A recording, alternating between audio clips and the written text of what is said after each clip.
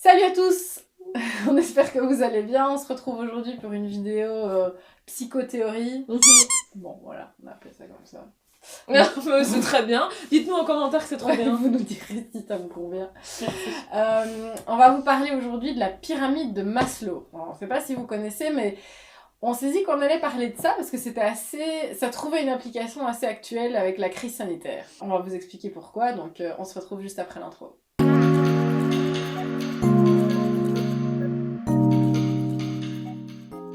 Alors, la pyramide de Maslow, qu'est-ce que c'est? Comme son nom l'indique, c'est une représentation pyramidale de ce qu'on appelle la hiérarchie des besoins. L'idée, c'est que ce qui se trouve à la base, ce sont les besoins les plus primaires, pas forcément les plus importants, mais en tout cas les plus primaires, ceux qui permettent de passer en fait au stade des besoins supérieurs. Chaque niveau du coup de besoin est accessible si le niveau inférieur est plus ou moins acquis.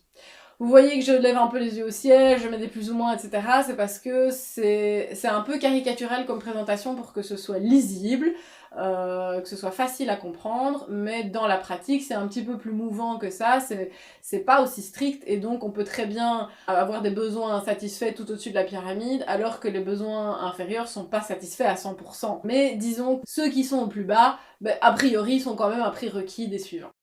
Il y a en premier lieu la base de la pyramide, dans laquelle se trouvent les besoins physiologiques, c'est-à-dire en fait ce sont tous les besoins indispensables à la survie. Il s'agit du fait de pouvoir se nourrir, de pouvoir boire, de pouvoir également se reproduire, mais aussi de pouvoir aller aux toilettes.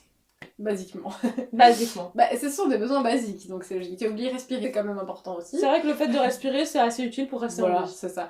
Donc ça, c'est assez clair, hein, voilà, sans ça, il n'y a pas de vie, donc forcément, il n'y a pas la place pour d'autres types de besoins. Par rapport à la crise sanitaire, de manière directe, sauf à être victime de la maladie, c'est pas vraiment remis en cause, mais de manière indirecte, on peut effectivement, par exemple, manquer d'argent, ce qui fait que l'on pourrait ne plus subvenir aux besoins basiques, qui est de pouvoir se nourrir. Le deuxième niveau, c'est ce qu'on appelle la sécurité. Ce niveau-là, ça inclut des besoins, mais forcément, comme son nom l'indique, qui touchent à la sécurité. Et là-dedans, on retrouve la sécurité au sens strict. Il y a la sécurité de l'emploi, ça, ce qui est plus une sécurité moderne. Sécurité financière, donc ça, t'en as parlé parce que ça, indirectement, ça a un impact sur la base.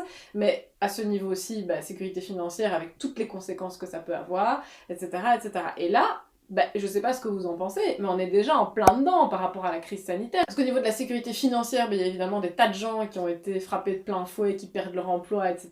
Et au niveau du sentiment de sécurité, c'est très très ébranlé, parce que quand on sort, quand on croise des gens, ou dans des espaces un petit peu confinés, oh là là là, il faut qu'on se bouche le nez, que ceci, que cela, parce qu'on a peur pour sa sécurité, pour sa santé en fait. Sentiment de sécurité au quotidien, surtout dans nos sociétés modernes, où on a l'impression qu'on va toujours être en bonne santé parce qu'on a des hôpitaux, des soins de santé qui fonctionnent super bien, etc.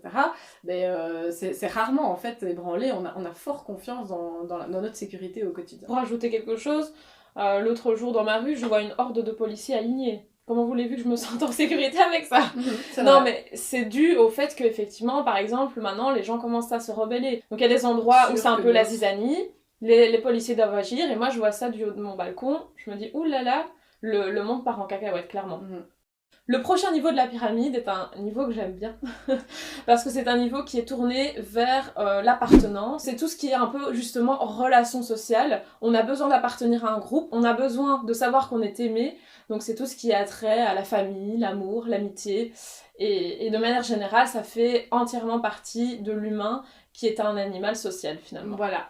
Et là aussi, reprenons notre sujet d'illustration, la crise sanitaire bouleverse complètement ça. En fait, dans plein de sens différents, je trouve, tu me diras ce que t'en penses, mais à la fois, ça fragilise le lien social, parce que, comme je le disais juste avant, on a tendance à un petit peu à se méfier de tout le monde. Dès qu'on entend quelqu'un qui tousse, c'est la catastrophe, on se crapahute. Au début de la crise, tout le monde se regardait en mode « Il a toussé, il est malade, il a la peste !» Moi qui ai tendance à faire des allergies, je me dis pas, quand j'allais chercher mon pain et que j'avais tout, j'étais là, oh là là, je vais me faire lyncher. Et d'un autre côté, c'est vrai que dû au fait que l'on ne pouvait pas voyager comme on le voulait, quand on le voulait, finalement on s'est resserré sur nos liens les plus proches, c'est-à-dire notre famille, notre meilleur ami, etc. On s'est soutenu moralement, ce qui a resserré le noyau dur finalement. Voilà, donc en effet un peu paradoxal par rapport à ce niveau-là. Alors le niveau supérieur, c'est le niveau de l'estime, qui est un petit peu plus égocentré puisqu'on se focalise à ce moment-là sur l'individu. Une fois bien intégré à un groupe avec des liens sociaux, etc., le besoin qui se présente, c'est celui d'avoir confiance en soi finalement, de se sentir bien dans sa peau, respecté par les autres. Le lien avec la crise sanitaire, personnellement je le trouve un peu plus éloigné.